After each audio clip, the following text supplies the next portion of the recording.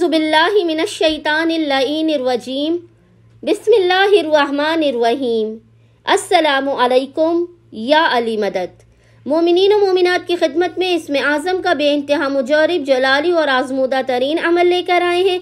इसमें आज़म के इस अमल का वर्द व वजीफ़ा मोमिनीन ने खुसूसी तौर पर 18 ज़िलक़द के पूरे दिन में किसी भी वक्त कर लेना है। अपनी नामुमकिन तरीन हाजात की कबूलियत के लिए, आफात बलाओ मुश्किलात और परेशानियों के खात्मे के लिए बेइंतहाई मुजरिब तरीन इसमें आज़म का अमल है।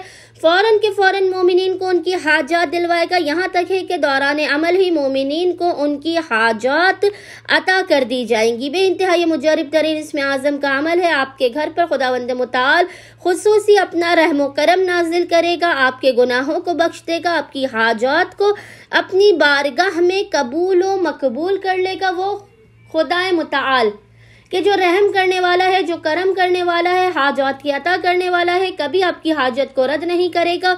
दौरान अमल ही आपको आपकी हाजात अता कर देगा, आपके रिस्क व रोजी के बंद दरवाजों तक को खोल देगा। वो इसमें आज़म क्या है कि जिसकी 18 ज़िलक़द के पूरे दिन में किसी भी वक्त मोमिनीन ने अव्वल व आखिर 5-5 मरतबा दुरूद के दरमियान में 99 मरतबा 99 टाइम्स तिलावत करनी है।